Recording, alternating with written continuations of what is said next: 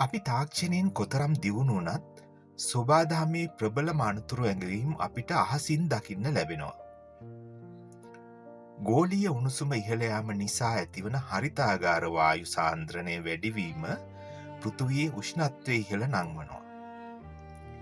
එහි ප්‍රතිඵලයක් විදිහට තමයි අපිට මෑතකදී බලපෑ ඩිට්වා වැනි චණ්ඩමාරුත අධික වර්ෂාව හෝ දීර්ඝකාලීන නියඟයන් අත්විඳින්න වෙන්නේ.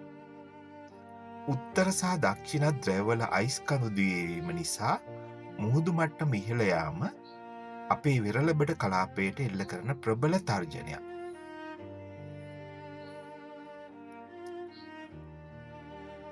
සොබාදහමේ සමතුලිතතාව බිඳ වැටීම පිළිබඳ ජීව විද්‍යාත්මක සාක්ෂි ඕනෑතරම් තියෙනවා. පරිසර පද්ධති විනාශ වීම නිසා ආහාර දාමයන් අඩපණ වී සතුන් සහ ශාක වඳ වී යනවා. අපි වනාන්තර ආක්‍රමණය කිරීම නිසා සතුන්ගෙන් මිනිසාට රෝග බෝවීමේ ප්‍රවණතාවේ ඉහළ ගොස් ඇති බව COVID-19 වසංගතය අපිට මනාව පෙන්වා දුන්නා. ඒ විතරක් නෙමෙයි, ආක්‍රමණශීලී විශේෂ අපේ දේශීය ජෛව විවිධත්වයට විශාල තර්ජනයක් වෙලා තියෙනවා.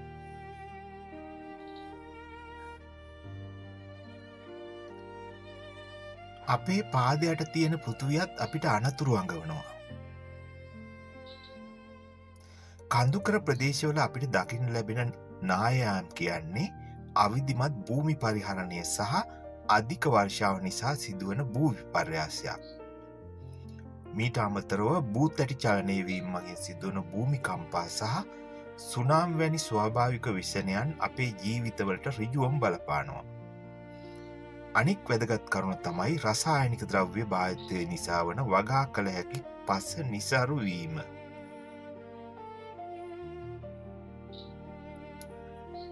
පාරිසරික රසායන විද්‍යාව අපට පෙන්වා දෙන්නේ අපවිත්‍රකාරක මගින් සිදුවන දරුණු හානිය. ප්ලාස්ටික් බෝතලයක් දිරාපත් නොවී කුඩා කැබලි ලෙස ජලය සහ ආහාර දාමයට එක්වීම. මයික්‍රෝප්ලාස්ටික් මගින් අපේ සෞඛ්‍යයට විශාල හානියක් වෙනවා.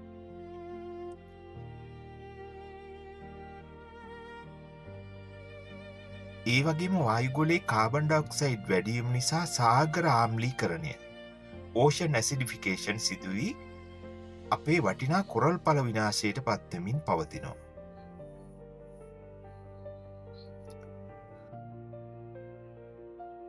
අපිට මේ විනාශය නතර කරන්න පුළුවන්. භෞතික විද්‍යාව අපට පෙන්වා දෙනවා පොසිල ඉන්ධන භාවිතය අඩු කරලා සූර්ය සහ සුළම් බලය වැනි පුනර්ජනනීය බලශක්ති ප්‍රභවයන්ට යොමු වීමේ තීරණාත්මක අවශ්‍යතාවය. හරිත සංකල්පය සහ තිරසාර බලශක්ති ක්‍රමවේද හරහා අපිට පෘථුවියේ සමතුලිතතාව නැවත ඇති කරන්න පුළුවන්.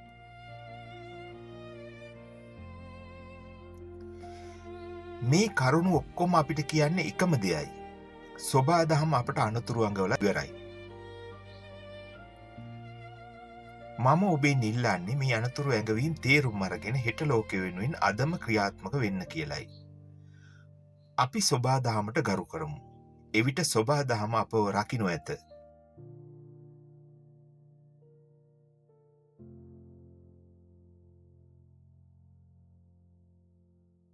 හෙට ලෝකෙ වෙනුවෙන් අදම දැනුවත් වෙමු.